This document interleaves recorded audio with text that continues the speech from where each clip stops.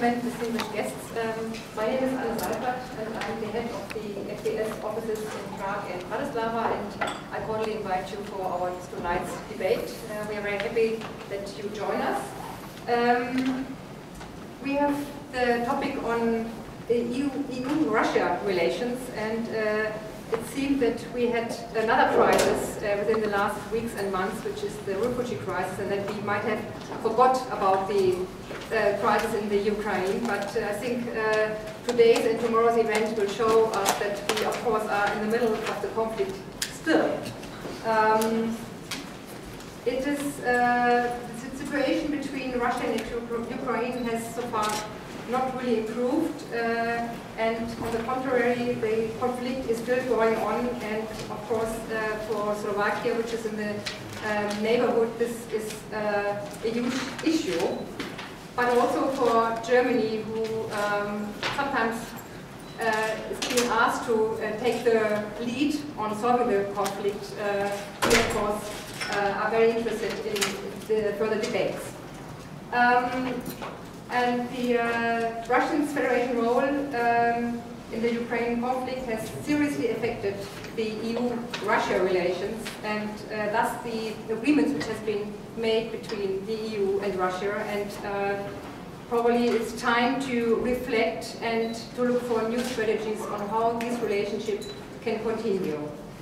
But besides the direct relationship between Russia and the EU, of course, we have the issue of European neighborhood, which is related to this, and I think this will be a topic which we will also focus on tonight and probably also tomorrow.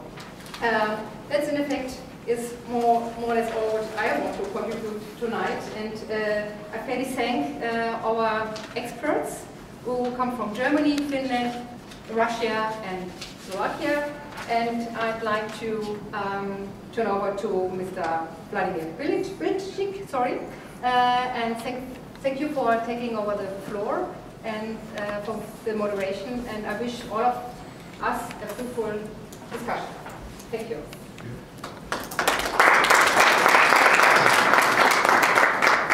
Good afternoon, everyone, and thank you, Anne, for your introductory words, and thank you for making it out to Bratislava from Prague, not only for this evening, but also for tomorrow morning. I guess this is a bit of an appetizer, kind of a public appetizer for to get us thinking about tomorrow's event conference, which will deal with more detailed issues and questions of EU Eastern policy.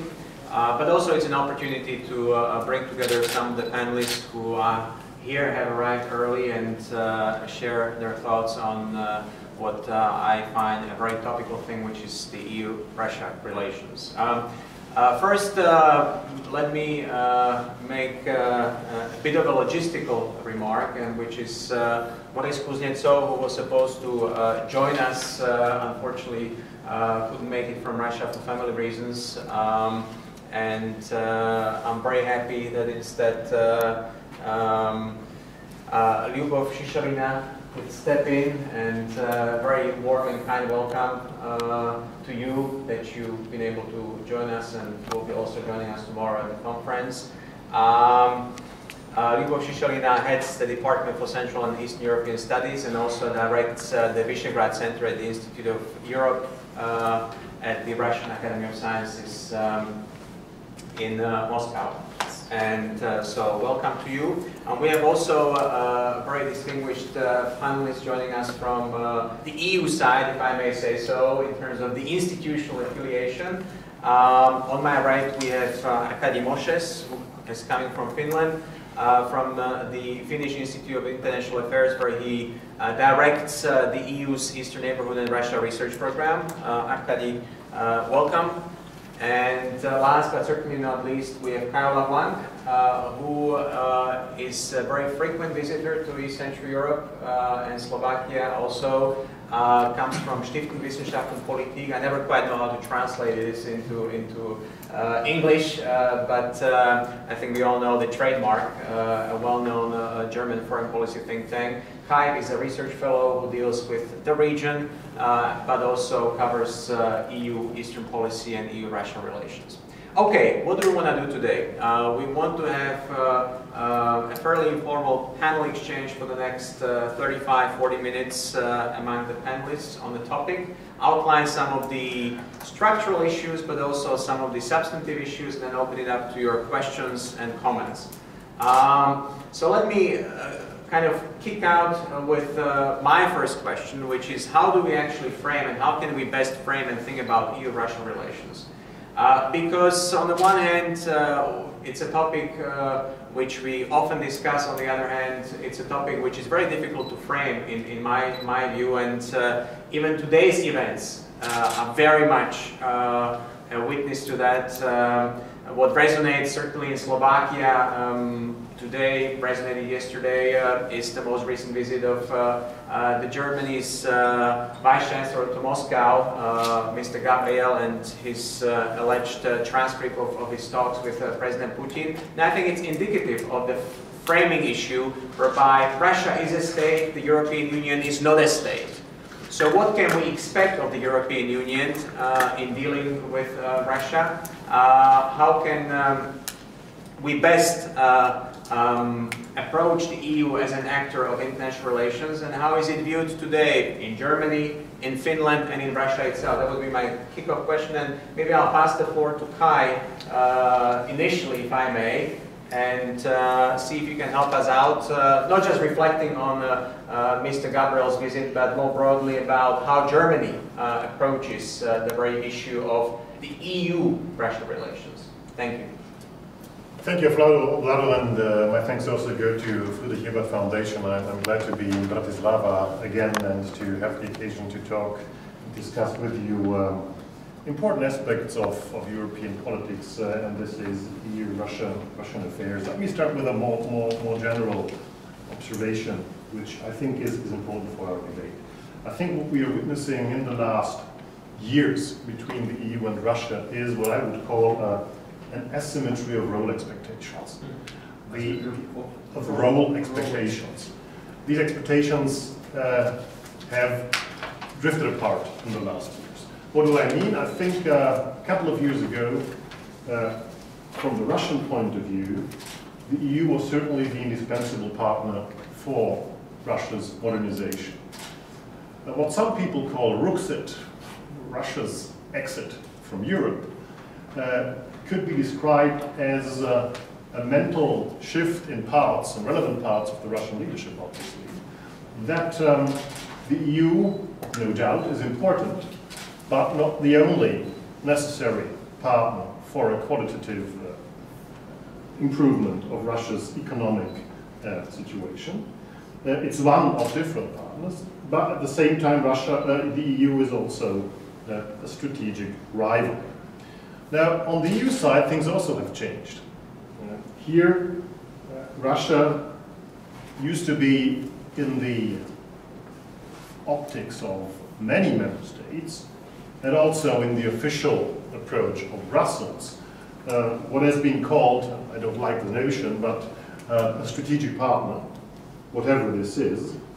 Now this certainly has also changed to a situation where Russia is seen as a source of uncertainty, a source of conflict, and where Russia still is important, but has a rather selective relevance. So I think this process is something like a change, a big shift away from mutuality towards a sort of permanent distrust. What are the main guidelines, and Vlad, you were asking about the broader conceptual framework for the beginning. Of course, with some simplification, we might say there are three ways the EU could organize its contacts with Russia, three philosophies. And everybody will come basically to these three basic scenarios. You can call them, you can describe them in a different way. On the one hand, it would be kind of containment. Russia has to be hedged because it's risky, it's dangerous, especially for its direct neighbors. On the other hand, it's kind of sort of we have to come to terms with Russia in a constructive way. The bilateralism with Moscow is key to many problems, and it's an overarching priority of EU foreign policies to reinvigorate this relationship. So we should, when it comes to Eastern Europe, or in Ukraine more particular, find a sort of condominium. I think both options are not really what the EU should do for various reasons. So where the EU will and should go is a way which is in between, which we once called confrontative cooperation. And I think this confrontative cooperation implies basically four main tenets. I think the EU should accept the otherness of Russia. So I think Russia has a right to be different in terms of its way to modernize. At the same time, with the second tenet, the EU should not accept any Russian right to interfere in the autonomous foreign policy decisions and the domestic reform priorities of neighboring countries which are located between the EU and Russia. And then thirdly, I think the EU should, in spite of the collisions we have all the time, look for a sort of inclusion. That's the buzzword since many years. And I think one of the testing fields, which is very difficult, is of course the big triangle in trade relations between the EU, countries in the eastern, direct eastern neighborhood, which are to be associated and which have the possibility to get free trade with the EU, and with Russia and the Eurasian Union. So I think we should look for a sort of smart trilateralism. And finally, I think compartmentalization is one of the elements of EU-Russia relations. I think the EU should scale down its level of ambitions and say farewell, at least for the time being, to the idea of a comprehensive understanding of EU-Russia relations. We should define 2 or 3 robust areas of cooperation. Certainly energy, which is part of it. Certainly trade and economy, and it's certainly issues of concerning international security. They should be robust and kind of isolated from the conflicts of interest we have, for example, in Eastern Europe. So to finish for the beginning, I would say, yeah, that the main challenge in order to advance, to reach progress with all these directions, is of course to restore trust. So if this is possible, I'm not sure.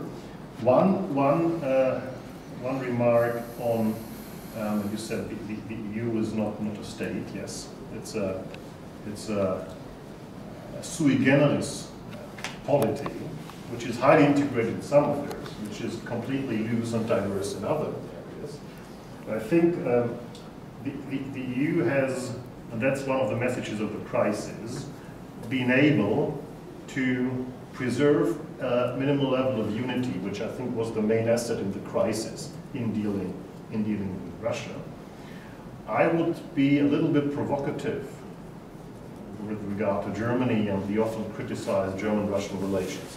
Maybe I think there are good reasons to question and to criticize exclusive bilateral relationships between capitals of the EU and Moscow.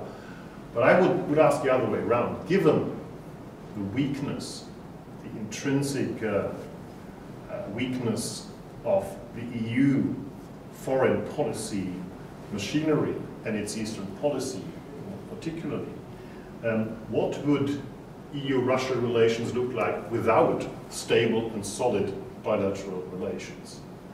So I think the EU, for quite a long time, needs strong bilateral relations with Russia in order to to deepen and stabilize cooperation. The problem is not that there are stable relations, but that they are exclusive, but that they are not consulted with the EU, and that they are very often intransparent. This would be my little bit simplified and provocative thesis with which I would like to finish. I think that's a very good point you're raising at the end, because that of course brings up a lot of the internal EU questions, particularly which relate to not only experience of various bilateral ties between various member states and Russia, but also size, whereby that plays an important role, and this gets us to the big foreign policy question inside the EU. To what extent the Brussels machinery institutions works as an addition and to the advantages of the member states. And of course here you have the long-standing debate between the smaller member states, which see it as a potentially strong added value, and the bigger ones which are fairly resistant to that. And of course the Russia question is very illustrative. And you also raised the bigger point about the fact that you maintain the minimal unity during the crisis. The question is what happens after the crisis, or whether we've overcome the acute period of crisis and we can maintain the unity even past that. And here, let me turn to Arkady Moshes and the question of EU-Russia relations. You've been for a long time, and we actually had a discussion shortly before we started, very critical about what might be coming in terms of the bilateral relations, and you've seen a number of potential indications of deteriorating relations, and things have really deteriorated. The question now is, and I guess we all want to be a bit forward-looking, thanks for outlining, Kai, your vision, what we should do is, where are we and what should we do, and what I guess my basic question, what is the role for the EU here as a group of states? I know we don't have to get to the substantive issues right now, but conceptually, do you see the EU as having the capacity, based on how it's behaved in the crisis, to actually carry forward the relations vis-à-vis Russia in a more constructive way? Well, a lot of good words. Carry forward, constructive way. I can say yes, sure, potentially. But I have a problem with this question, frankly, because once when I was a young boy, I met a naval officer, and he taught me a principle of a naval lookout. Never try to look further than you can actually see. I cannot yet see beyond the crisis. Why? Because, in my view, we are not dealing with a one-off crisis. Ukraine is a symptom and a driver of what's happening between Russia and Europe, but this is not a cause. This is just one thing, a very big one, but one.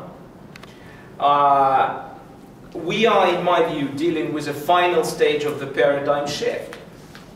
The shift from what used to be known or dreamed about as a strategic partnership, from that towards something which is still in the uncharted waters.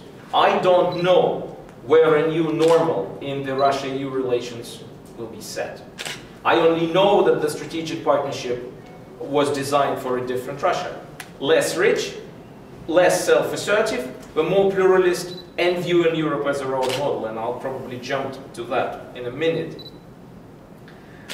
Yes, you're right that we should remember that relationship was problematic at least since 2004.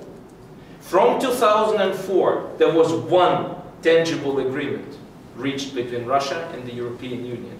That was an agreement about visa facilitation, which was initialed in October 2005 and entered into force in July 2007.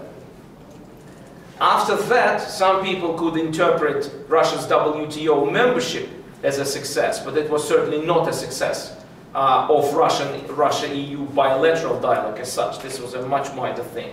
Nothing else. Because the partnership for Russia's modernization was a shopping wish list by the EU, which Moscow said from day one it was not going to fulfill because it viewed it completely different. It's just that people in a normal bureaucratic way chose not to see a number of things. They chose not to see that there was no normative convergence in the economy. They chose not to see, or not to speak at least the way we should have been speaking about it, about the fact that energy had ceased to be the backbone of the positive relationship, and instead of that it became a source of conflict, a tug of war. The Russian policy was about diversifying its exports. The EU policy was about diversifying its imports. There were things happening here and there, but essentially, after 2006, first Ukrainian energy crisis, and especially 2009, second Ukrainian energy crisis, the Commission was more concerned about the third energy package, its anti-monopoly probe against Gazprom, its the ways to deal with, to treat the whole South Stream saga. So frankly, in this relationship, to say that the energy partnership was driving the relationship forward, in my view, was a mistake. It was a partnership of necessity and not of choice for both. Common neighborhood was a zero-sum game. Security sphere, there was a clear collision because Russia disagreed with the predominant EU view that European security should be based on OSCE and NATO. Practically nothing was happening elsewhere outside of Europe. We heard that the confidence was lost, momentum was lost, some bilateral relationships were better than the others, but they were not enough to actually change the momentum in the EU-Russian relationship as a whole. So we had problems. The list of problems was getting longer and thicker, and the list of achievements remained very short. This was before Ukraine. So Ukraine was a culmination. It was also a culmination, because of the first Maidan changed the trajectory. Not only the first Maidan, also the Yukos affair domestically in Russia, some other things. But the zenith of EU-Russian relation was reached in 2003, when there was a vision, the four common spaces, and the system of instruments, ranging from bilateral summits to over 100 of working groups which Russia and the EU had to deal with different things. That was a zenith. The trend changed, was broken in 2004, because Moscow diagnosed the first Maidan in Ukraine as essentially the Western conspiracy. And nothing has changed since then. So we have a very serious, very thick background of problematic things in the past. One of the components why these things were accumulating was the change of the Russian perception of Europe and the Russian vision of the own future. In other words, Europe, in the eyes of the Russians, lost this position of a role model. When you look at the kind of philosophical things, Europe is viewed as decadent, losing traditional values. Russian future is allegedly linked with conservative values. This is a clinch. This is a gap. Europe, EU, is viewed as not sovereign. The notion of pooling the sovereignty, the way the EU knows it, is absolutely alien to the Russian debate. Most people in Russia would not understand what pooling sovereignty means. Giving up sovereignty, yes. You give up your sovereignty on a number of issues in favor of certain other bodies. But you're not so this is certainly not the future that Russia wants for itself, because it wants to stay fully sovereign. Russia learned to view the EU as an entity being in economic decline and experiencing sluggish growth at best. For itself, it would like to see the future of a vibrant, dynamic economy which is part of the Asia-Pacific region. The EU is not viewed as a foreign policy or security policy actor. And of course, Russia would like to be the center of its own geopolitical project, a global power. So if you are a Russian sitting in Russia in the 90s, you dream of a future like in Europe, up until the beginning of 2000s. If you are somebody conceptualizing this sitting in Moscow now, you concentrate on the weaknesses. So you have problems, and you don't want to concede too much in order to join the project which you don't think is going to be successful from your point of view.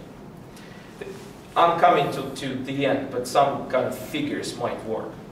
And finally, we've come to the situation where the EU is finally viewed in Russia as a very unfriendly entity. In July 2013, 64% were viewing the EU either positively or very positively, and only 24 negatively or very negatively. Now, July this year, it's 26 positive sum and 62 negative sum. Mostly negative 41, very negative 21. The relationship, again, is assessed in the way, there's a list of things, but let's say over 80% of Russians believe that, according to the polls released just 2 weeks back, I think 84, if I'm not mistaken, believe that relationship with the EU is either cold or tense, or is the relationship between enemies. That word is also used. When people are asked whether the large Western countries are Russia's partners or adversaries, 75% believe that they are adversaries that intend to solve own problems at Russia's expense and whenever possible damage its interests. A year ago it was 79%, but 75% is enough. So to make the long story short, we have a very problematic relationship which is viewed as such, and it's the relationship in order to maintain which the Russian public opinion does not think it has to make any sacrifices. Bilateral relations, we can talk about it, but this is not a way out. And when we talk about the future, I see two scenarios. One is that, of course, it's not a Cold War, but it's a deep conflict nevertheless. If there are new rounds of escalation in and over Ukraine, there will be new EU sanctions. That's a scenario kind of sliding more and more towards a confrontation. Scenario 2, which is more positive, and which I believe is at the moment more likely, but things can still change. This is a scenario of an economic pragmatism, but it's not a scenario of business as usual. Repeatedly, that will happen only if the situation in Ukraine de-escalates, the conflict there de-escalates, and the conflict in the east of Ukraine is not frozen but solved. This is a tricky thing, and I don't have time now to go into details, I'll just drop it like this. But why I'm saying we're not going to business as usual, because of the continuation of the old fundamental centrifugal processes which have not been stopped, which have not been addressed and cannot be addressed. B, because of the economic recession in Russia, which as we speak, day after day, is lowering the interest of the EU economic actors towards dealings with Russia. And parallel to that, decreases the lobbying potential of pro-Russian, let's say, politics and sentiment in Europe. And 3, what was mentioned, the undermined trust between the leaders. In the longer run, the success or failure of Russia's pivot to Asia will play a crucial role in the possible normalization. It's yet too early to say anything. The strategic partnership will not be resumed anytime soon under any circumstances. We can use it as a figure of speech. Maybe in the West it would be useful still to keep talking about it as the goal, the long-term goal of the European policies, but we should understand that this is rhetoric and not reality. In reality, at the moment, you still need to manage the crisis in the relationship and not the future of the relationship. Thank you for really giving a very broad but also in-depth answer to that question. I would be quite curious to know about the public opinion polls, whether the explanation for the negative view of the EU stems from the perception of the EU's weakness, or rather the perception of the EU's ability to actually be an adversary and an alternative? I mean, has that perception of that weakness changed to something else? And maybe that's my question back to you, but also it's a question which I'd like to ask Lyubov, Shishelina.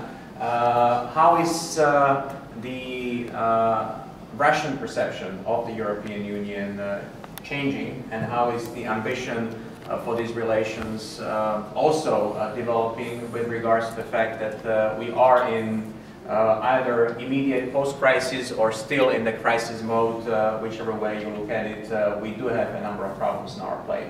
So what is the Russian perception of the EU at the moment, and how does Russia want to manage the relations with the EU? Thank you very much. I would like to thank the organizers of this meeting for giving me a floor. Though that was rather not an easy transformation for me, from a guest of the conference towards one of the key speakers, and to hear so much claims towards Russia, and I'm the only one who is somehow to defend my country and to try to answer, to give some reasonable answers. So I'm, as a person whose profession is connected towards Europe, though is Central Europe currently, I'm representing the Institute of Europe, and who else, if not our institute, is very much interested in the normalizing of relations between Russia and Europe.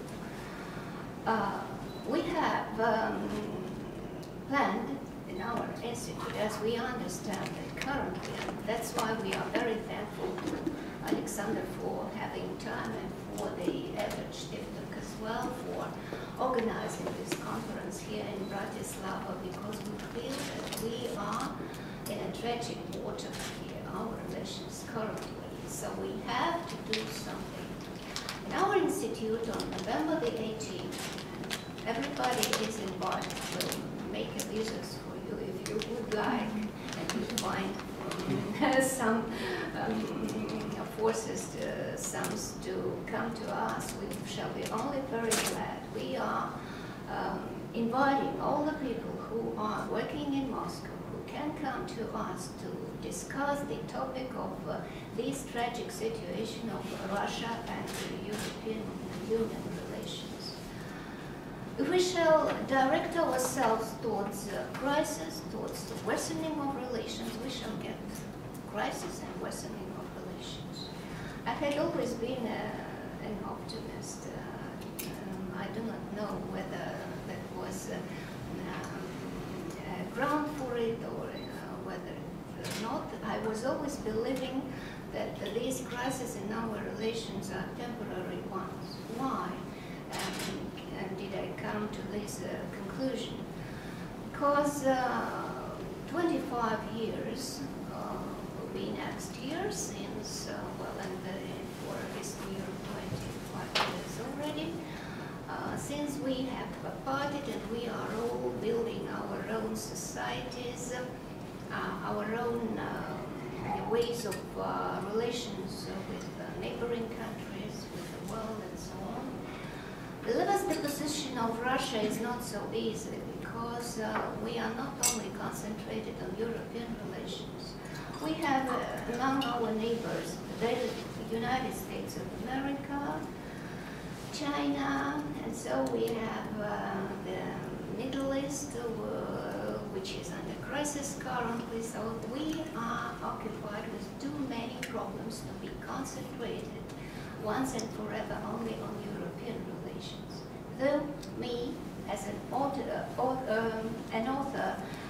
of a book on European-Russian philosophical thought, of Russian classical thought of Russian geopoliticians of European-Russian relations, I should stress that Russia had always tried to find an outcome to worsening of its relations with Europe in periods of improving its relations with Asia.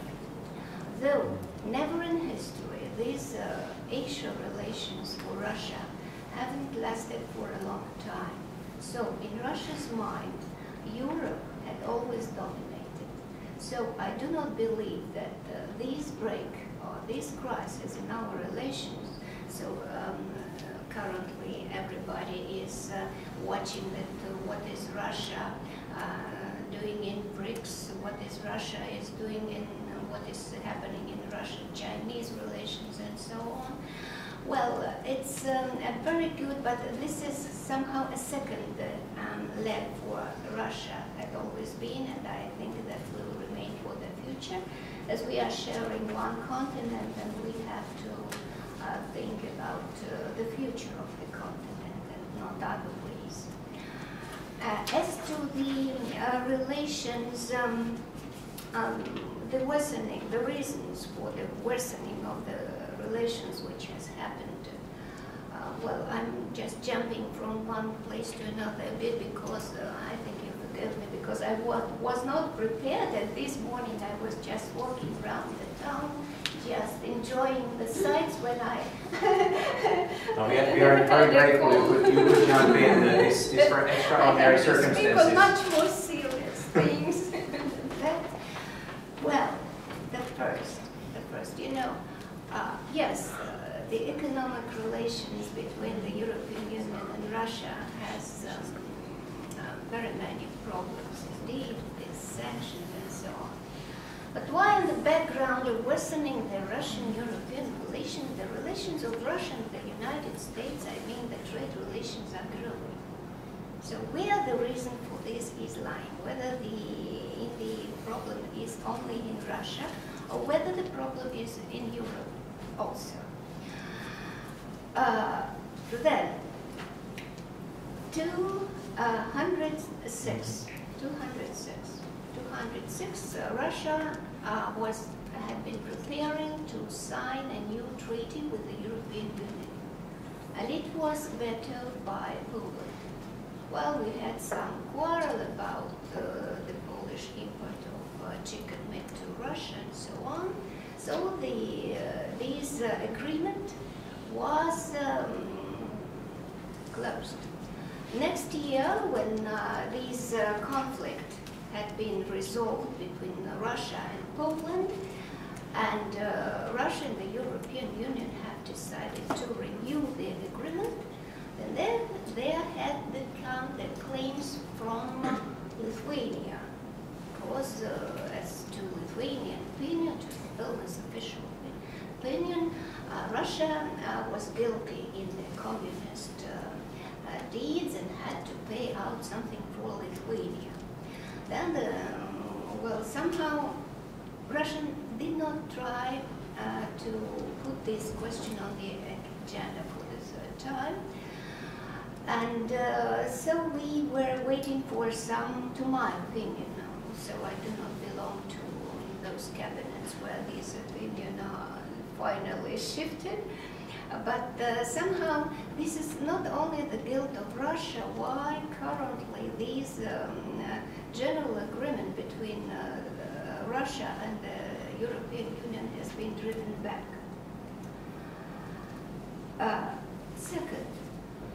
Second one, what my colleagues who occupied my sphere of competence is Russia's relations with the Central Europe and with the Eastern Europe, the Eastern Partnership, and so on. The second drawback in our relation is a lack of the culture of political consensus. Well, groups of experts are visiting each other, they are functioning very well, economists and business groups are doing their business as usual, but we cannot approach this necessarily political consensus of listening to one another and of understanding one another. With Alexander in 2013 we had been in Budapest when that conference on the future Ukraine approaching the assimilation agreement with the European Union on the eve of that signing of an agreement. There had been a big conference in the Foreign Ministry of Hungary. And, well, I'm not that personality who has to be watched. What is she saying or what? I just ask the audience for the attention that Ukraine is your neighbor, but Ukraine is also a neighbor of Russia.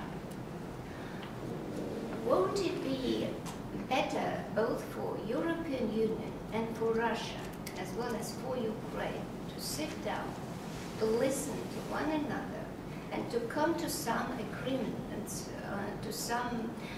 to approve on something that would be will lead out our relations from the worsening, and which were gaining in speed, the worsening of relations all throughout the 2013. Nothing has happened. And this is what we call in Russia the lack of the culture of political consensus. We do not want to sit down, and we do not want to listen to other opinions. On the other side, we are trying just not to give the possibility to the opposite opinion to be heard on one side of the border or on the other one. So, another reason that how can you plan and see what Russia will be doing if Russia has no fundament, has no basis for its strategies? Russia had to witness the crisis when the USSR dissolved in 1991. So the situation then had been dangerous, and Russia had to step aside to give some moment for the settlement of the situation around the Soviet Union, the former republics. So maybe there will arise some other schemes of relations. 20 years have passed. Some of the former republics did manage with their statehood and are doing well. Okay? Some did not. So, for how long will it last? For how long this undetermined situation will be reigning our space? So Russia is currently in such a position that it has to react on what is happening in its near surroundings. And I should say that its first reactions are of a defensive character rather than of any, how it was said, aggressive confrontation and so on. I'm very thankful for allowing us to be other. Though I do not know whether it's good or bad to be other. I never concentrated on this, but how much I'm different from the rest present here. I think we strive for one and the same thing, and I'm glad that we have gathered and we have an opportunity to discuss how to cure the situation that had arisen in our relations. Thank you very much. I don't think anybody wants to personalize the states here with particular people. I mean, this is about debate, about the substance of very difficult relations. But I've taken away a few things, and at this point I want to thank to all three panelists for their entrees, and I would like to open it up to maybe initial comments and questions. We have a lot of people working on EU policy and on Russia here, so maybe we'll just take a round and kind of have a little ping pong here with the panelists. But certainly what is emerging here when I take all three contributions is that clearly, despite distrust, difficult political relations, lowering ambitions for those relations in the realm of politics, we still have a certain degree of optimism when it comes to wider economic relations, be it economic pragmatism, as Arkady called it, or questions of trade and energy, which Kai-Olaf outlined, or even the fact that the trade continues, as Lyubov Shishelina mentioned in her remarks. So can we somehow distill out of this maybe certain areas for moving ahead, and how we square the continued conflict and basic differences which stem from the Ukrainian crisis, but are actually, I'd say, much deeper because they have been around structurally for longer, and disassociate the political realm from the economic realm? Is that possible in terms of the long term, and if so, how can we do it? That's certainly one of my questions, but let me open it up and invite the distinguished audience to jump in with comments and questions at this point. Maybe we can take a little round if anybody wants to start. That's always difficult to break the ice. Sasha, please.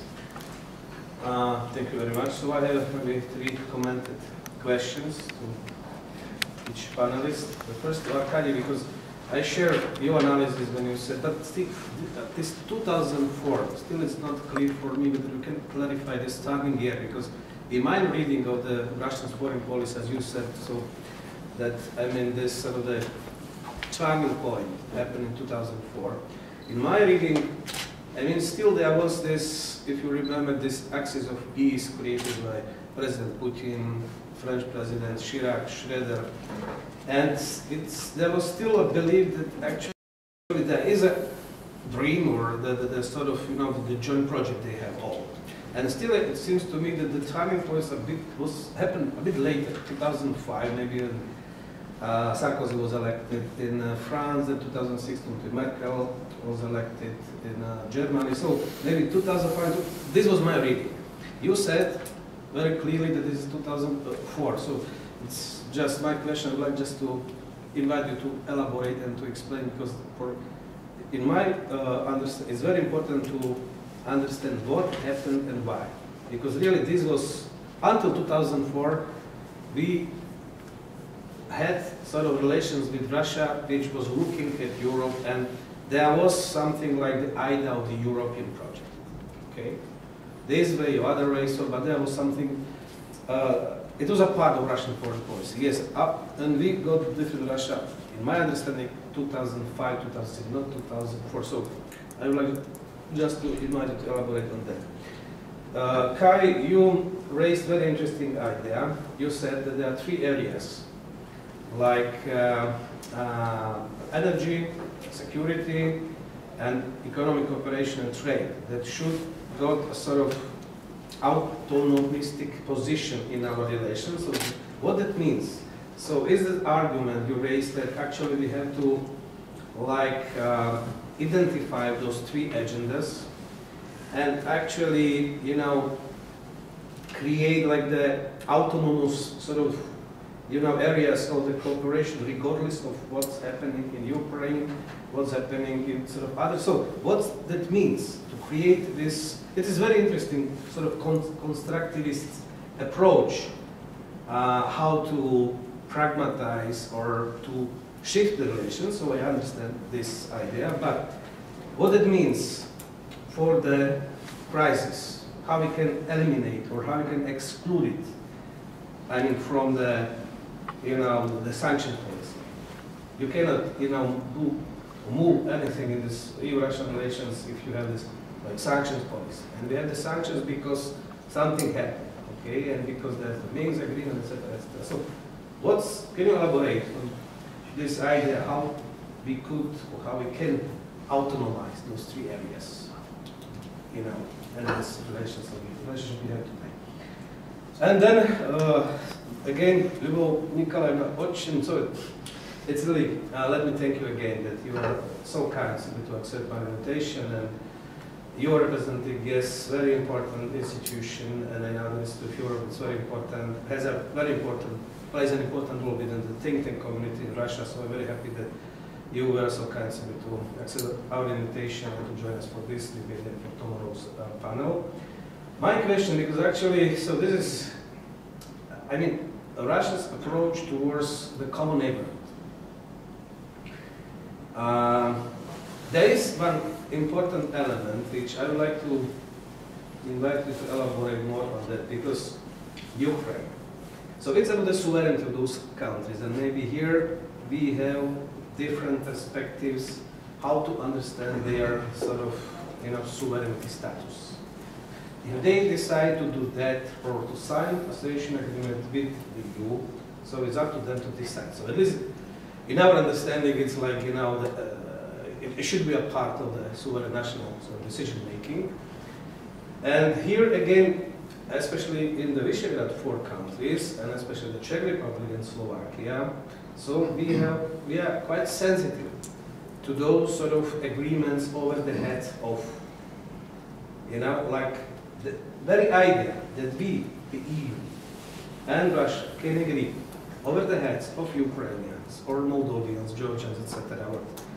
What we think, what we will offer to them, how we will construct our relations, agreements. It's something like Munich 38. We are very sensitive to this sort of, in our history, in our political sort of memory, in the Czech Republic and Slovakia especially, deciding about them without them. So it's something which is simply very difficult to accept. So can you elaborate more how you can imagine decision or agreement between the EU and Russia over Ukraine? It's not an easy question, but... Thank you, Sasha, for 3 very direct and, yes, easy questions. And I think they open up a good start of debate. Anybody else in this round before I turn it back? Yes, Laszlo.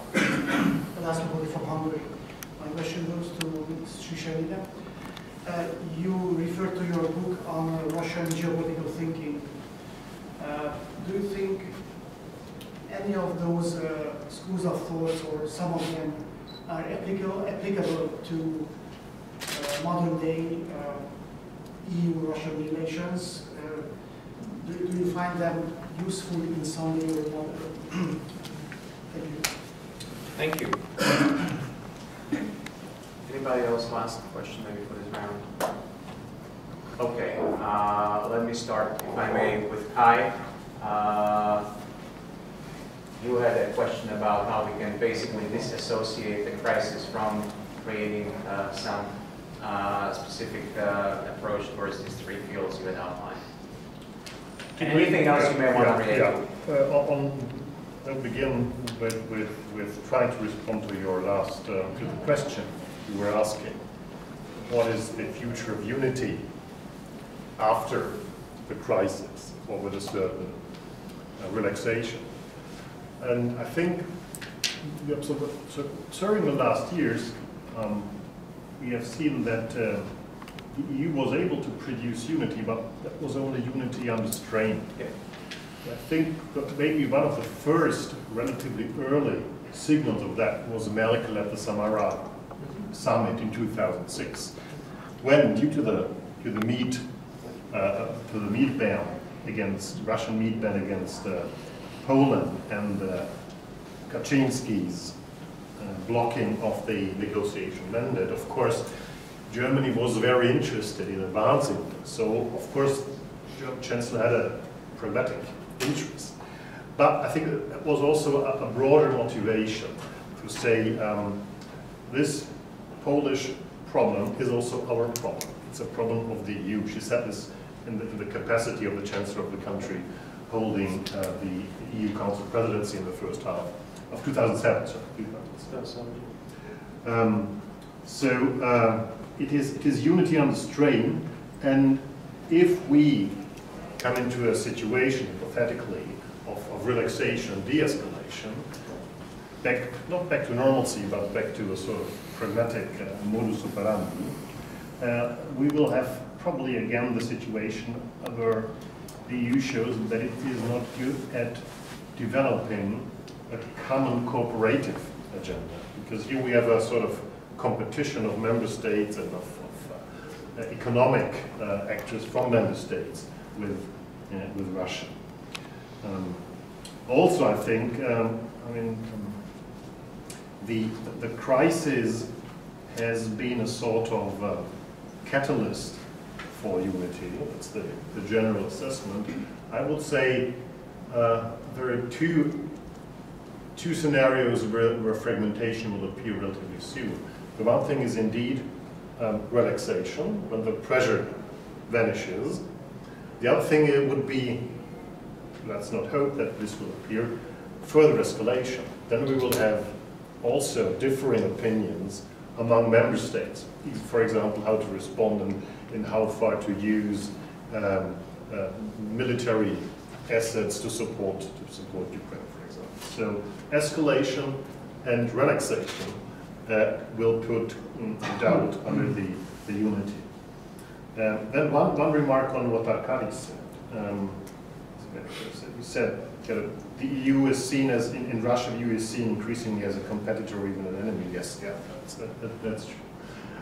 Why is that? I would say the EU has shown, and Russia has recognized, that the European Union is part of the West.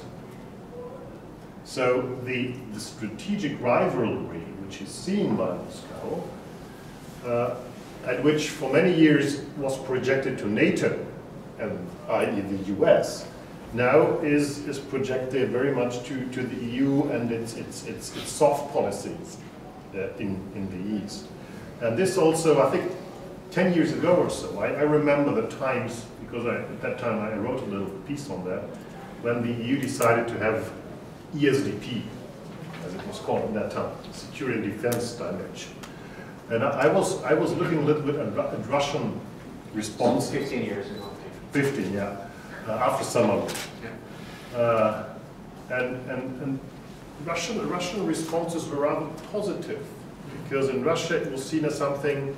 It's not a it's not ESDI. It's not a European leg of NATO, but it might be something genuinely Europeanist, which could use at some point as something which undermines the transatlantic nexus. So I think there have always been these moments where the EU has been seen as a possible, or at least member states, important member states. You mentioned the Axis, Germany, France, and Moscow during the Iraq era, where the EU and member states have been seen as a possible counterweight to the US and to construct the sort of polycentric world order. And this obviously has not taken place. So the EU is a firm part of the West, and its soft activities to project reforms and transformation in countries like Ukraine is indeed this danger. Now on Sasha and the compartmentalization, of course, I mean, it cannot be decoupled completely. So I would argue for a pragmatic approach. I think the EU. Let's look, for example, at the energy sector. I mean, the EU has an interest, of course, to diversify and to increase its security of supply. But it has also an interest to ensure stable and reliable imports from the East. And that was the experience Germany had in spite of the conflict. So there were no disruptions of gas flows of gas to Germany, and I mean, German energy companies recently have even intensified their bilateral business relations with Gazprom, for example. So I think we need these building blocks, which are relatively autonomous, but which are not completely decoupled from the broader picture.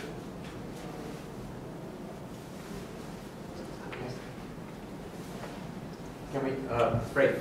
Thanks for also tackling the other issues and kind of creating a little dialogue here with Arkady. At least I'll pass it on to Lyubov, Shishelina, if I may. There are a couple of things. Sasha was asking about the issue of Russia's approach to the neighborhood and this idea of doing things over the heads of the neighbors. But also there was Laszlo's question about the relevance of Russia's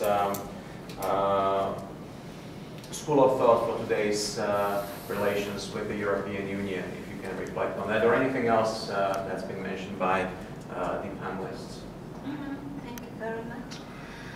So, we are not trying to do anything above the heads, either of the Ukrainians or the Baltic states.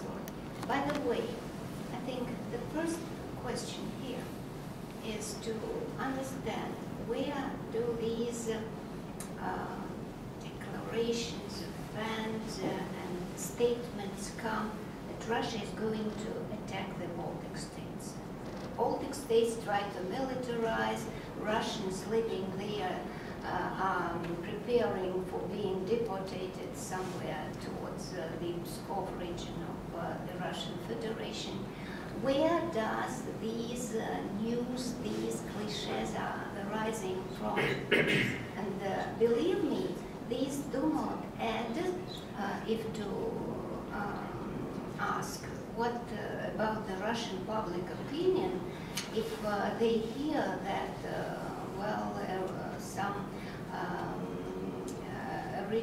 some additional, not prepared for today, so my English is not enough for that. NATO учения.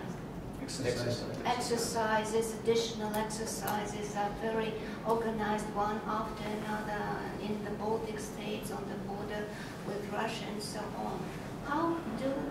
How are the Russians to react? If you claim that Russia's economy is very poor, then for Russia the best situation is the peace in its neighborhood, not to be in a war state. Though, as the current situation in Syria, for example, it states that still, the Russian army is not in such a weaker statement as the rumors have been spread about it, but the question is how long will that last, and whether we find the general consensus with the West, who are the enemies and who are the friends there in those states. But returning here to the neighborhood, what is Russia defending in its near abroad? Russia is defending there, is seeing there the sphere of its privileged interests.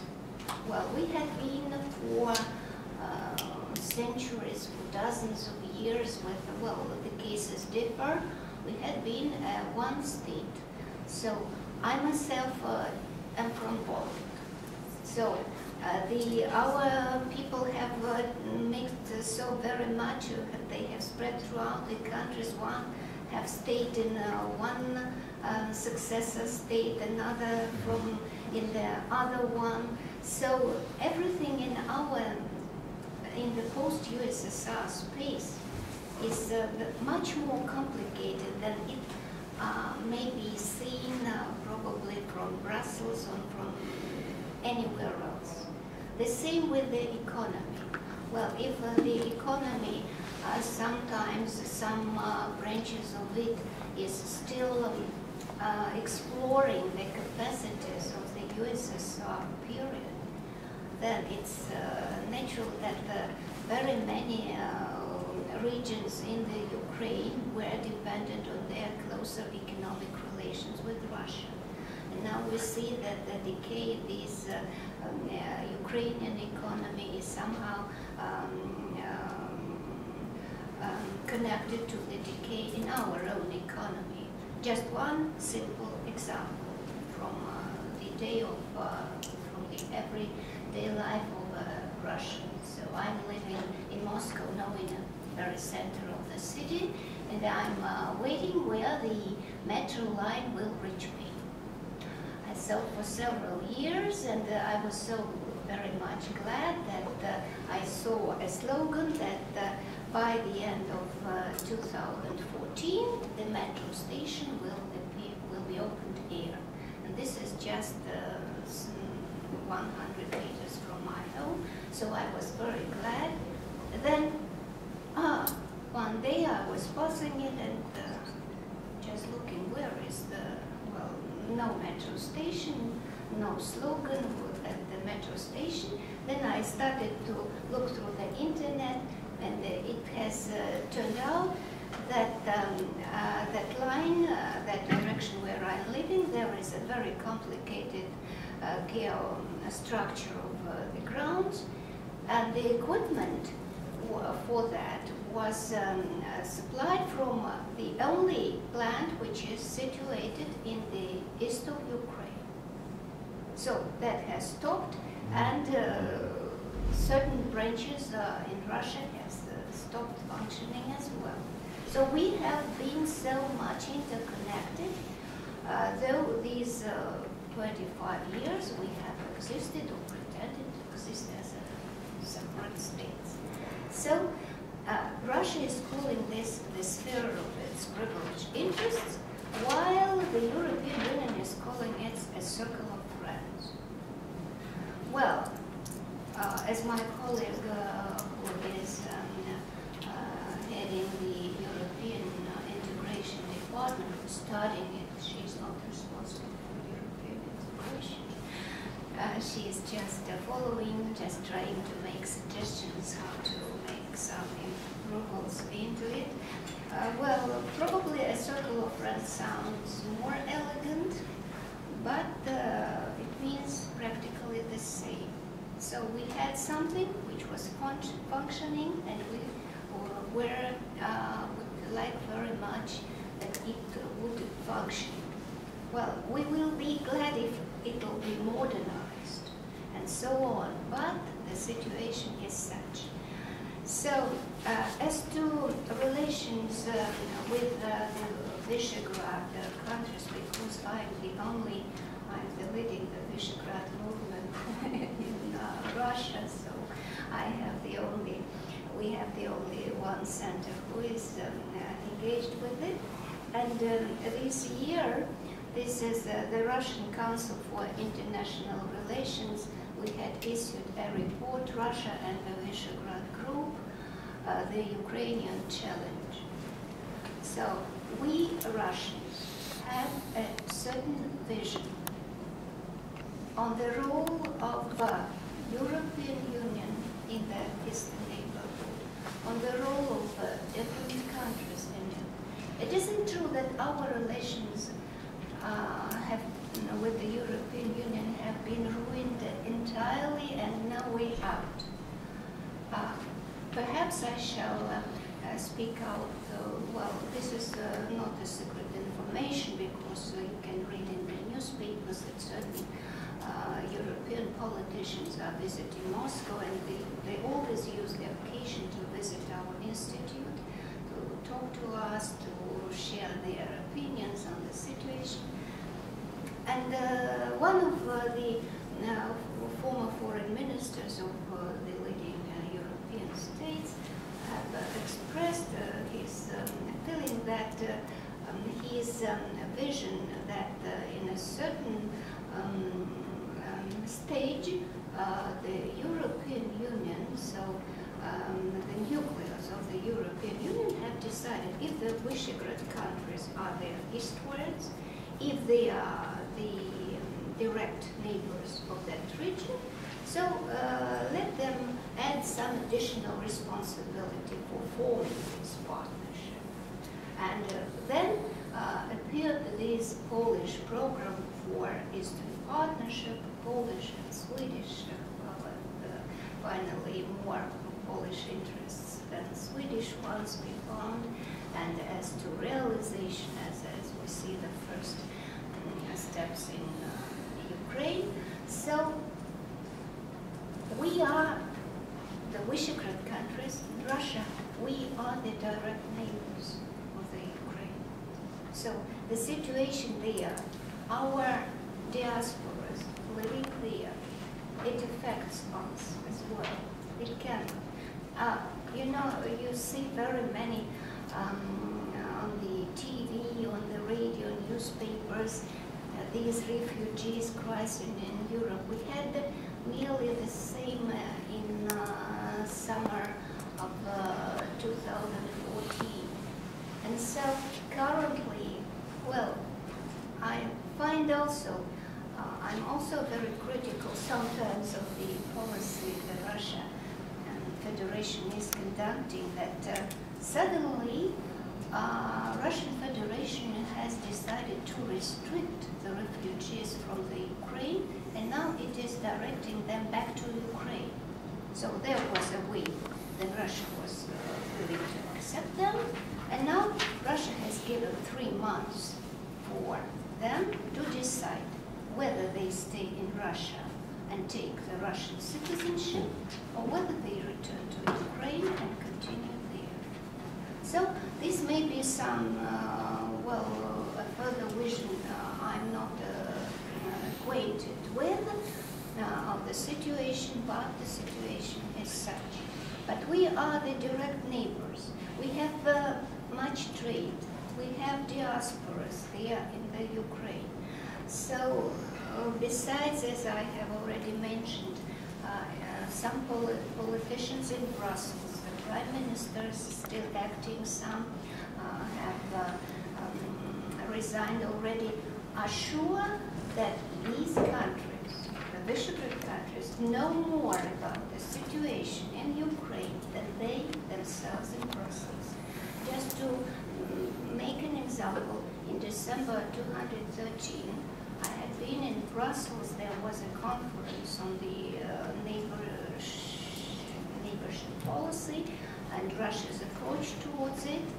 And we had invited, well, the organizers of the conferences had invited the councillors for foreign affairs of some of the European party groups.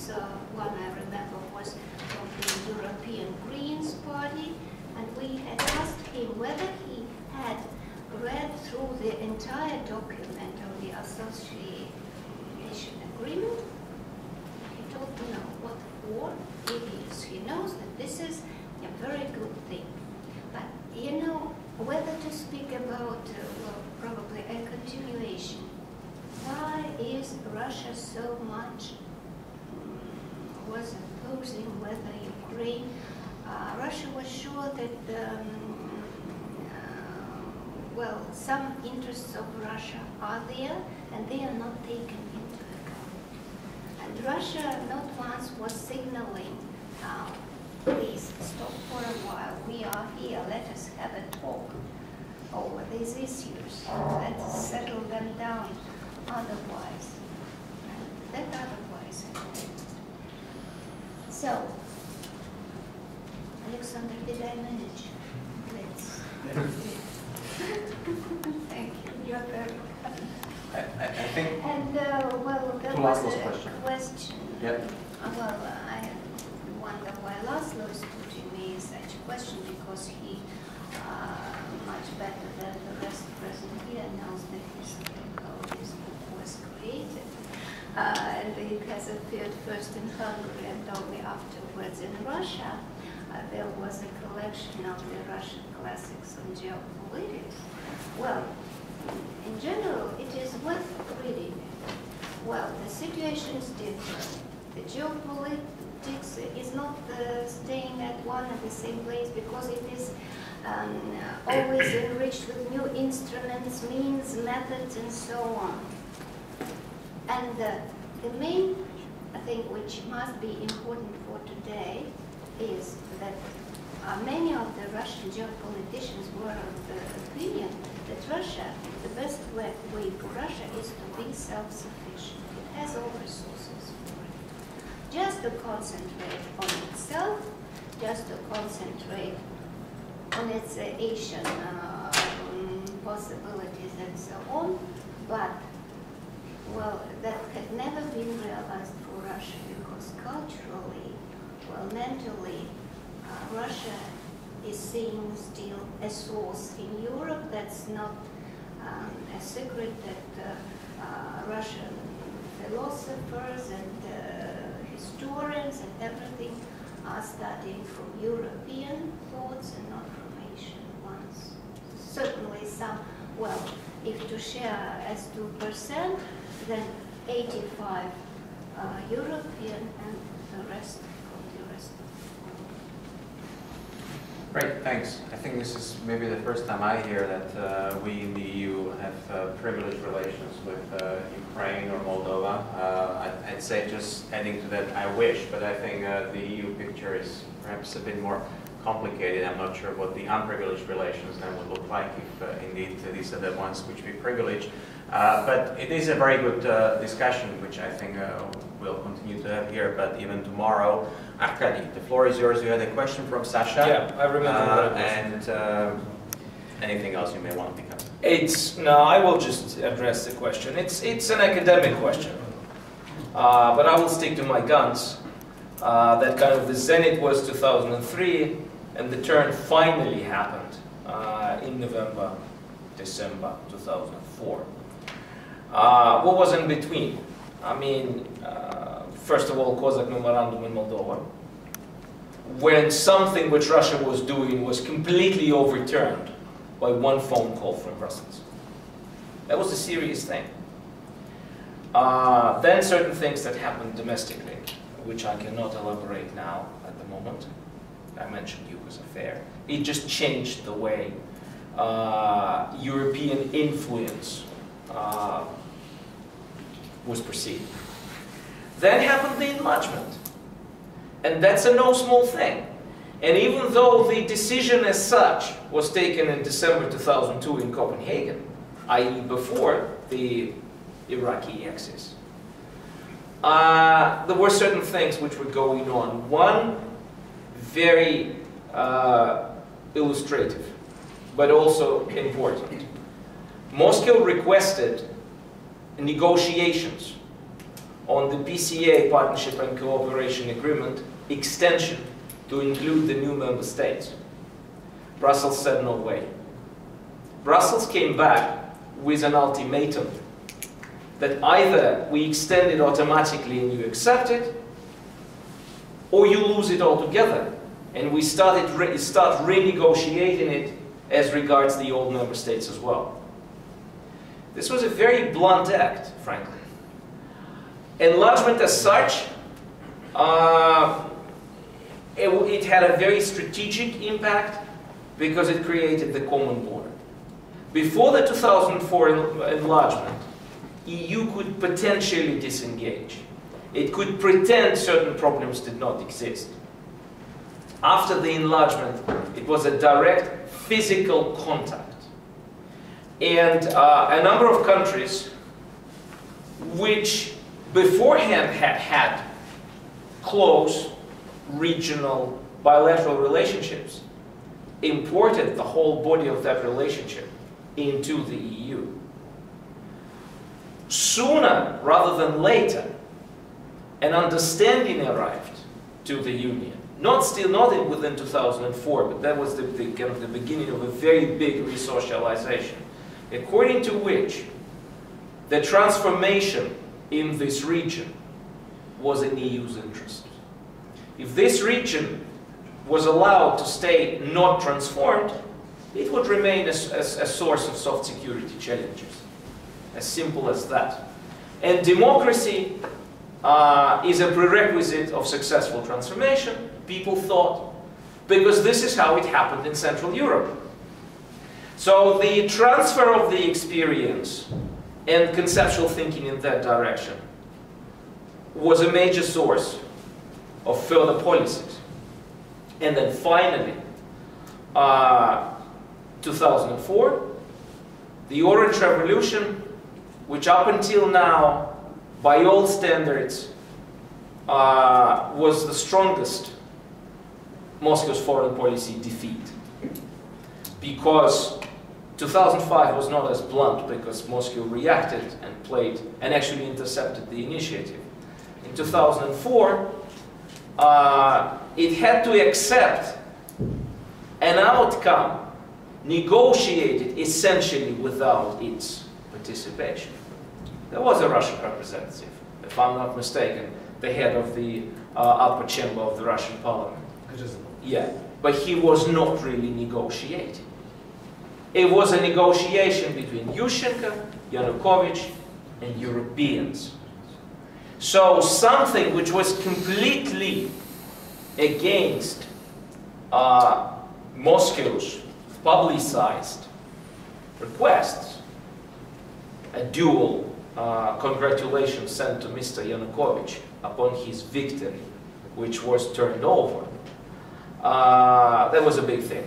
And I think after that, there could be very little doubt that Moscow was no longer viewing Europe the way it had been viewing Europe before.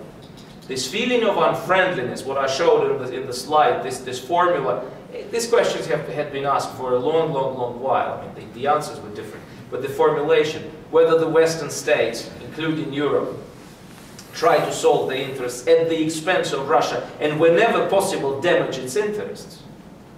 After that, their thinking was there. The fact that the common neighborhood was a contested territory, a zero-sum game, I think it was finally nailed to the wall in 2004. Thanks for that. Let's open it up. Let's do one more round of questions and brief comments, please. Yes, hello. My name is Andrew Popov. I'm ambassador of Moldova to Vienna, but also to Slovakia. And Madame Shisheleva's repeated reference to this sphere of Russian privileged interest in the neighborhood prompted me to ask this question because it is important to clarify what does it mean, sphere of privileged influence, because said here in Bratislava, it very much might resonate and remind people of the Brezhnev doctrine of the limited sovereignty. It might be not. But I think what lacks, and I'd like to use this opportunity to ask the question to all three panelists, is to try to define what is Russian foreign policy agenda, what are the drivers and the objectives of Russian foreign policy towards, let's say, to narrow down the question, Moldova, because reference to made here.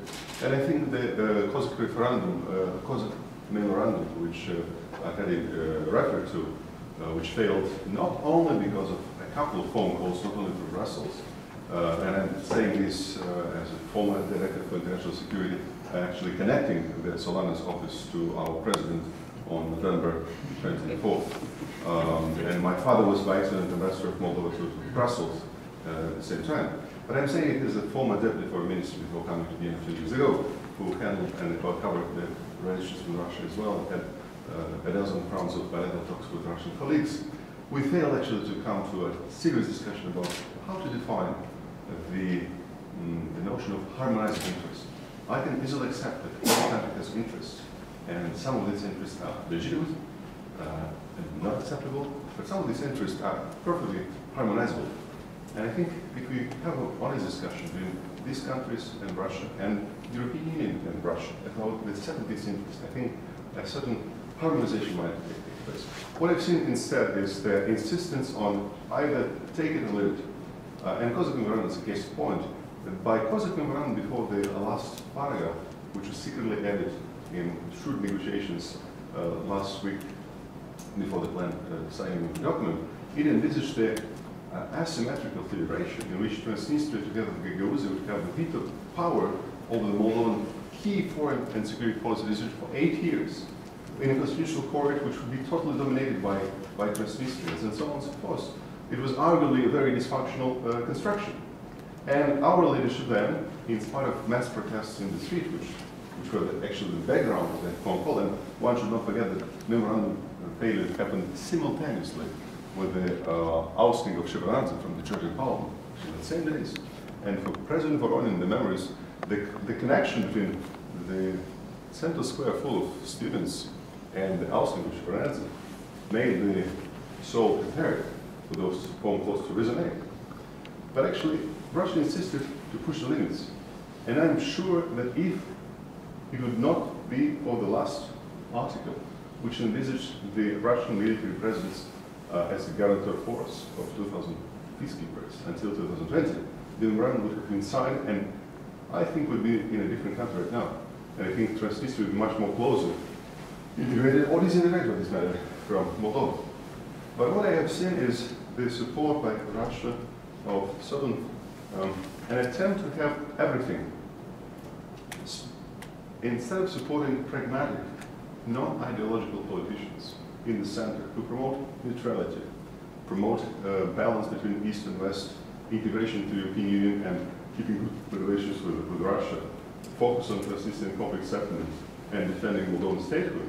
There's an attempt, and repeated, and it is happening right now, when Moscow actually supports radical, left-wing, pro-Moscow, anti-EU politicians, which of course promise Moscow to deliver everything, but have zero capacities to win enough votes in the country without dividing the country to actually deliver this.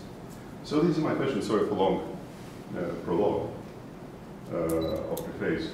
How do you define which are the real interests of Russia in Moldova, and to which extent do you think this interest can be harmonized in a positive agenda between Moldova and Russia and the European Union and Russia, without actually becoming the modern version of the Brezhnev doctrine, where association of Moldova with the European Union is seen as a dissociation of Moldova from Russia, and therefore should not be accepted. Thank you. Thank you, Ambassador. I think the question is very clear. Let's take a couple more. Please, briefly. My name is Shishelina. I am a member of sfpa, and I have a friendly, but maybe a little bit provocative question for the gentleman on the left. I forgot the name, excuse me. With the Arkady Moshes. Yes, for the provocative question in that sense, that after the situation that was last year and last half year in Ukraine and in the eastern provinces, in Donetsk, etc., the kind of a war situation, what do you think, which country will be in the EU more quickly, Belarus or Ukraine? Because Belarus got a good points for the Minsk peace talks. Thank you. Okay, thanks for that. Do we have anybody else who wants to enter the debate with a question or a comment? Let's just take, yes, Karol, please. Maybe I would like to repeat the question of Sasha to Kai about this autonomy for these three areas, energy, trading, and security. Okay, and if there will be autonomy areas for relationship with Russia, for which areas will be common for the European Union? Because all these three areas are, I think, very, very important. They are pillar of EU. For instance, energy. We can now read this discussion between Vice Chancellor Gabriel with Mr. Putin last week in Kremlin, on the website of Kremlin. Mr. Gabriel's statement of Mr. Gabriel was that, for instance, Nord Stream 2, it will be only domestic question for Germany without EU. Sorry, but third energy package, it is our common legislation. It is not legislation only Germany, or it is not legislation for relationship between Germany and Russia, or Italy and Russia, or Slovakia and Russia. That's mean, what does it mean, this, your idea, these three areas, like, will be like autonomies for negotiation with Moscow? Thank you, Karol. So we return to the question of the EU unity and to break it down vis-a-vis the three actually very different policy areas in terms of the current state of EU unity or common law. So I think that's an excellent question to also finish up on. And we had a couple issues. The question of Russia's interest vis-a-vis Moldova, or Russian foreign policy towards Moldova, and also the question of potential EU enlargement in the post-Soviet space beyond what we've had so far. I think these are good questions to kind of finish up our debate, because I think the glass of wine is already waiting outside, and maybe there will be also, the answers might be illustrative about the extent to which we can manage EU-Russia relations, at least in coming days and weeks. I won't take the years, and be at least as cautious as Arkady in his initial remarks. So let me turn back to you and let me take it, if I may, from the right back to the left and start with Arkady and the issues you may want to pick up. I'll start with answering the easy question. None. The enlargement is dead, and we may or may not like it, but I do not think that in the foreseeable future there will be a consensus of 28 member states as to the enlargement to include other members in the East. I mean, the EU mantra that they have promised something to the Balkan states, and that will be fulfilled later rather than sooner, but I mean, there are criteria, and as soon as the countries fulfill the criteria, they'll be in. Nothing like that has ever been promised to the countries on the EU's eastern periphery. Therefore, if EU membership is kind of the only game in town, then it's a pretty much pointless conversation. But of course, in reality, the membership is not the only game in town. And this is where the association agreements come in. And this is where it matters. And this is where we understand why Moscow's position is what it is. Because the changes that are required in order to make the bilateral, deep and comprehensive free trade areas work, they will be a very serious centrifugal factor when it comes to the relationship between the countries that would like to join the association and Moscow. It's just objective, it's instrumental, but there's a whole list of things. If they're implemented, I've been dealing with the region for 25 years, and we all know that in this region a lot of things is promised. And unfortunately, not all of the things that are promised are actually being implemented. And at the moment, we would probably rather say that none of the Eastern Partnership countries is a success story, even a potentially is a success story. Moldova for several years was labeled the best pupil in the class because it had the best potential, but now EU representatives, they normally shy away from the conversation about Moldova because, sorry, we all see what's happened. And there's a war in Ukraine. There is a clear worsening of the situation with the political freedoms in Azerbaijan. Georgia is an object of very serious discussion about selective justice.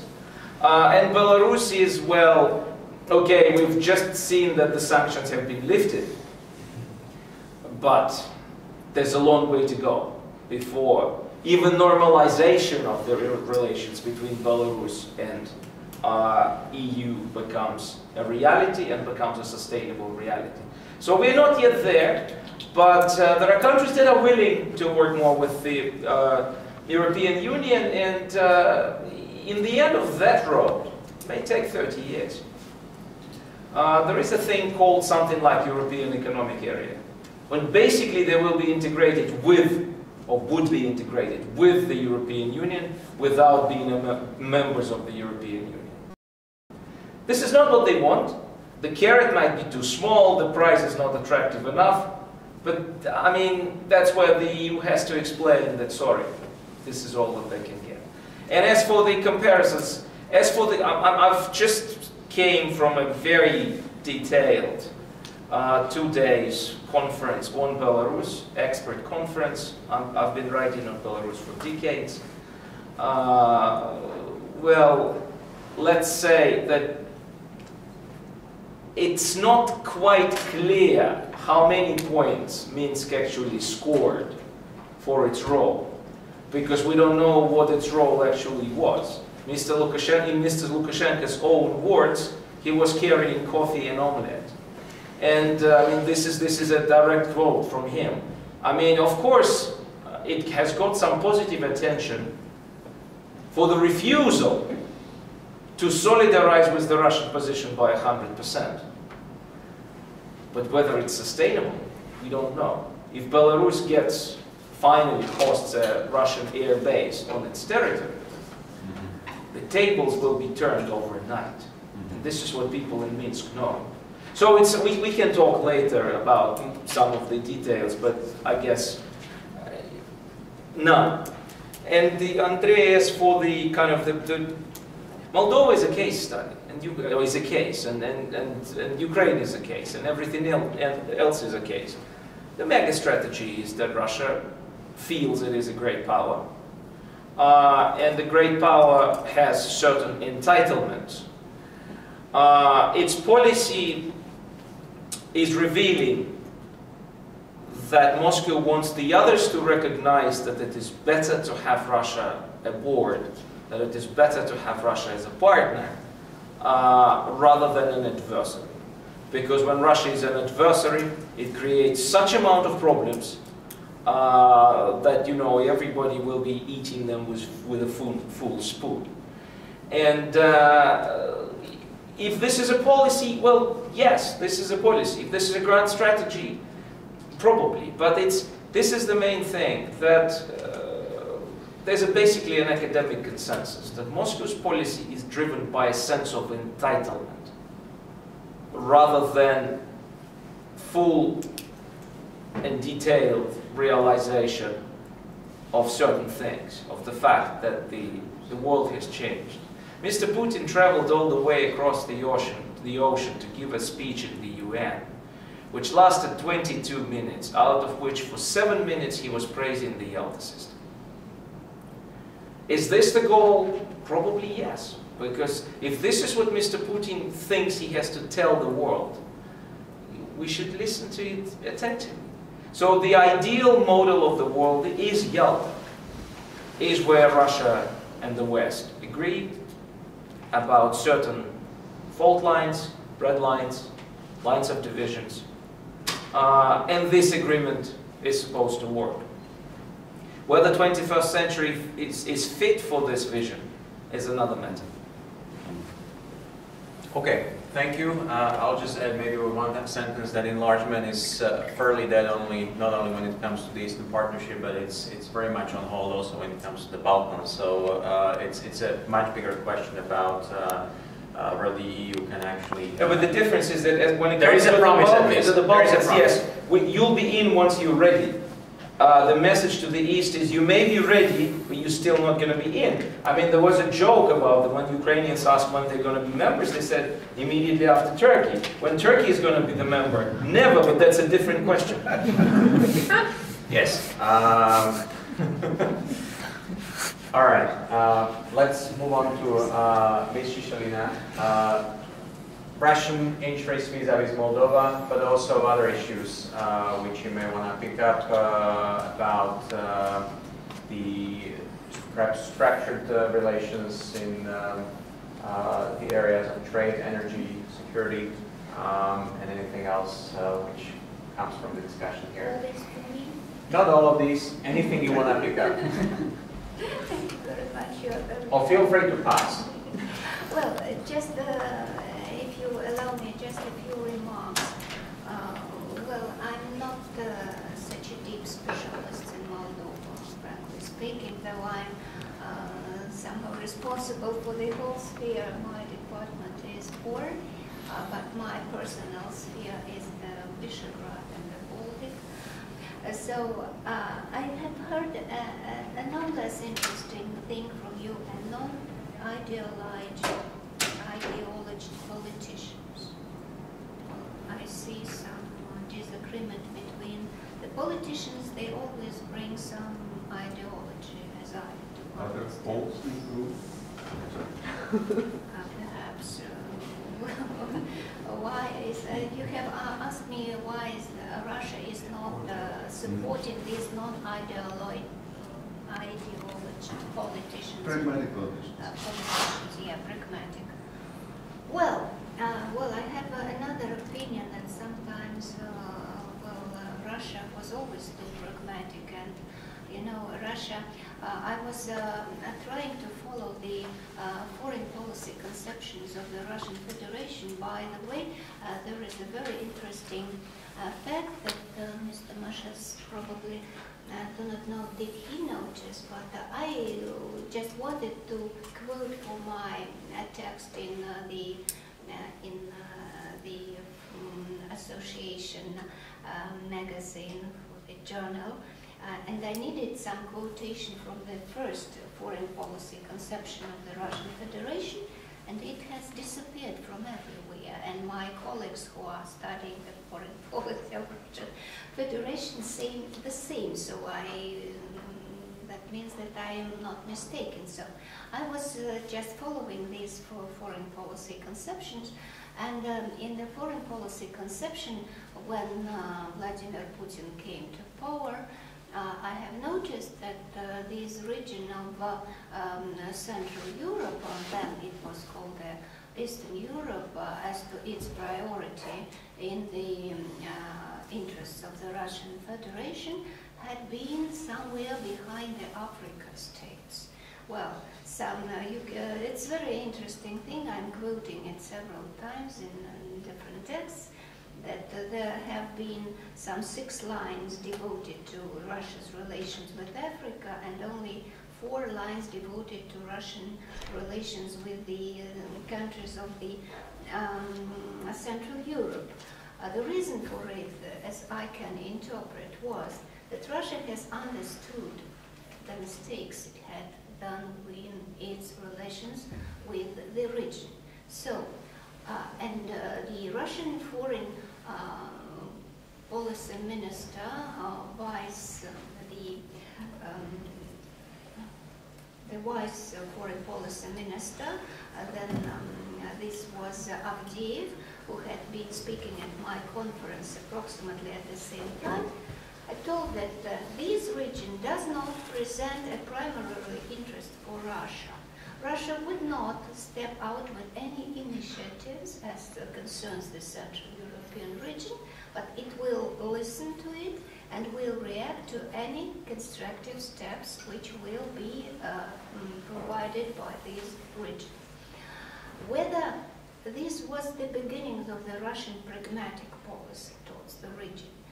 Currently, when the situation has been worsened enough due to the situation in the Ukraine and the general, we have budgeted so much on the ways of pragmatizations.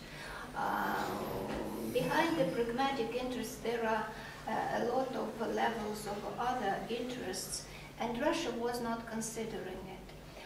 Let's say, well, in Soviet times, so the Soviet Union had been just educating people throughout the world, just making friends, just spreading its ideology. We were not very glad to it because that was all happened on the expenses of the inner, deeper Russian regions. So Russia could not, was just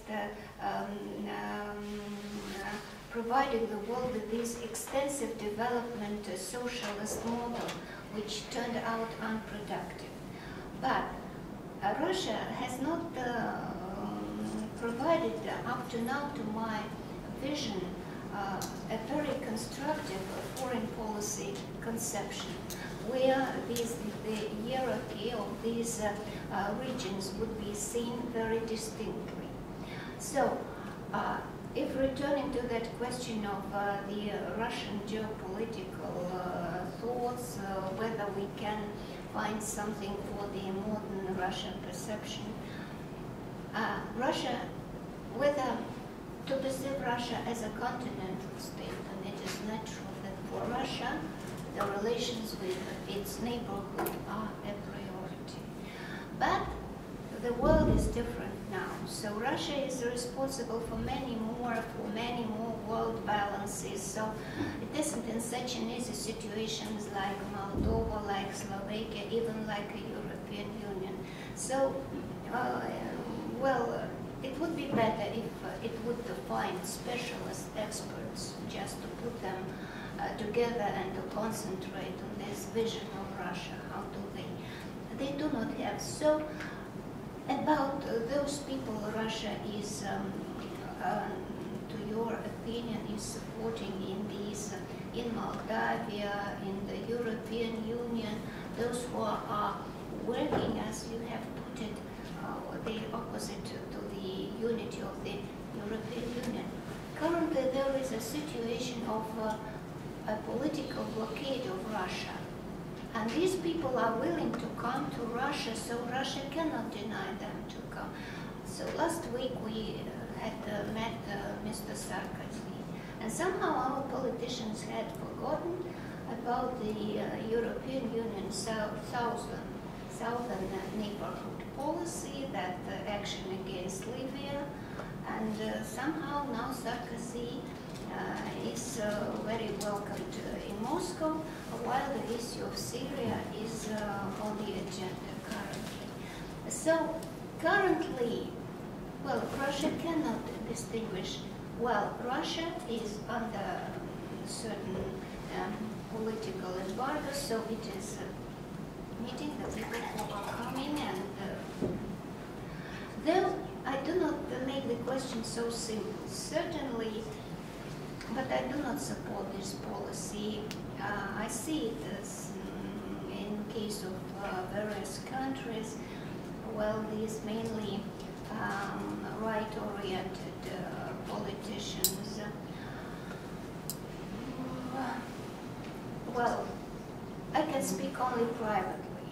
Well, I'm always wondering, you know, to build a relation with the opponents, with the opposites, to build a good relations with them is more difficult. Perhaps Russia is now exploring this easiest way for it. And, well, I do not share this position. Okay, thank you. And last but certainly not least, Kai, briefly to second try question, and maybe anything else you may want. And nothing on the drivers, not so much Russia's drives towards Moldova, but on a broader way in terms of Eastern Partnership. I think it's quite easy. I mean, I think Russia is interested to maintain the status quo of uncertainty in a region placed between the EU and Russia itself. That's why I would disagree with what Lyubov said in terms of the figure of the ring of friends is basically the same, just like the Russian sphere of interest. I think there is a qualitative difference between them, because the Russian definition of this sphere of influence is based on coercion, and it is based on the idea of limited sovereignty. Whereas the EU acts traditionally by using lukewarm incentives and attractiveness. And for me, the example for the difference is the Armenian case. So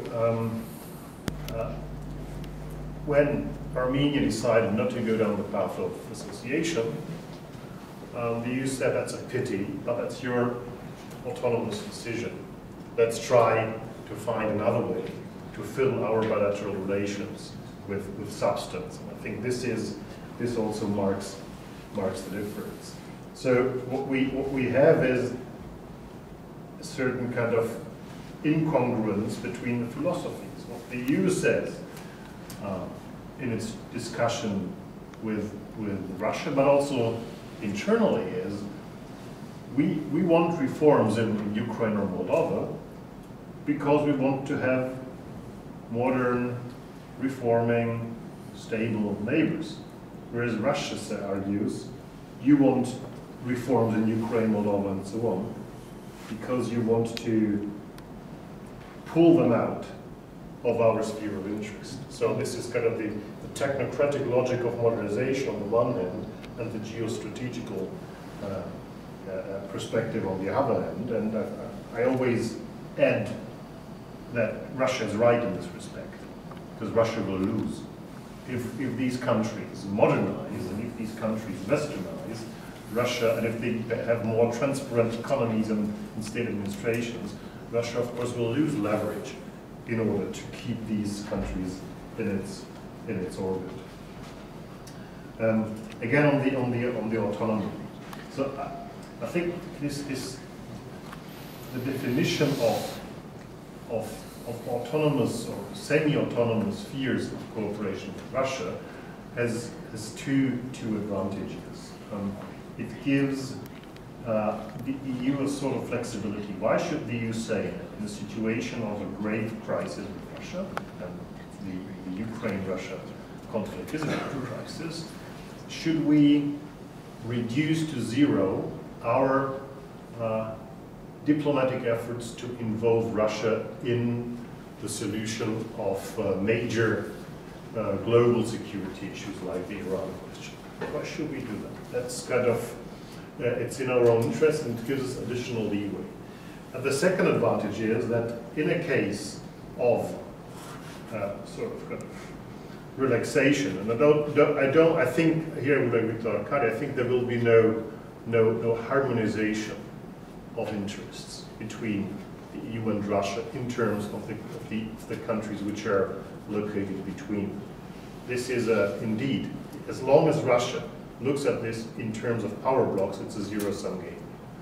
And we will have a clear clash of interests. But in other spheres, there might be a sort of relaxation coming from the interest of the EU that we want to have, yes, autonomous contacts with Ukraine, Moldova, Georgia, but we also want to have cooperative relations with Russia, and in a more positive way, we want to involve Russia in a rules-based order to restore Russia's inclusion in a rules-based order built on shared principles. And in this respect, I think these autonomous sections would improve the chances to restart cooperation with Russia. Now, if you look at these three sectors, you said which are common. I mean, that's different. Foreign and security affairs are national competencies completely. Trade is kind of an exclusive EU competency formally. However, it's companies from a national context very often which do the business. And in energy, when you know it better than I do, we also have a mixed situation with kind of the EU as a regulative kind of entity, which is the ally of member states governments, to push through more transparency, to implement unbundling. Look at the Lithuanian case, for example. And at the other hand, we have firm member states' competencies and member states-based companies' interests. So, the question on Nord Stream, I think the problem with Nord Stream 1 and 2 is not that there is a direct connection between a member state, which is a big consumer, and Russia as a big producer. I think this is not so much a problem for intra-EU solidarity. These pipelines are detrimental in political and strategic sense, mainly for Belarus and Ukraine. I think at the very end of the story, not so much for Slovakia. Slovakia will adapt, Slovakia will be a transit country for Russian gas to Ukraine, to at least some extent. So it's a change of role. I think that the problem is not that we have Nord Stream. The problem is that there might be a growing inconsistency and inability of the Commission to push through rules on which the common energy market is based. So it's not Nord Stream as a pipeline, it's the TPA exemption for the Opal pipeline, which is a challenge. And these signals which have been leaked go into a similar direction. So are there member states which will have specific regulations for their domestic energy market, which will have negative implications for the development of the broader European energy market? So but that's again a question of power relations between the Commission and powerful member states. I think, Kai, this was an excellent invitation, not only to the immediate glass of wine and informal conversation, but also to the Central European Energy Conference, which is going to be a big event here in Bratislava, organized by the SFPA at the end of the month. This is a huge topic, and of course we're not going to resolve it. Our aim and question for today was how to manage EU-Russia relations. We don't have a grand answer, but one of the basic preconditions for management of relations is understanding of where we are and who we are. And I certainly think and hope also you share my thinking. We've made today some progress in identifying where we are and also who we are in terms of both the EU and Russia. And that's been the aim. So I really want to thank all of you for coming and ask you to help me in thanking our panelists in helping us understand who we are and where we are, and actually kicking out this debate before the conference tomorrow, where many of you will be and will continue. So this was a long appetizer. I'm grateful for your patience, and I invite you to a glass of wine and less formal debate. So thanks again for all of you.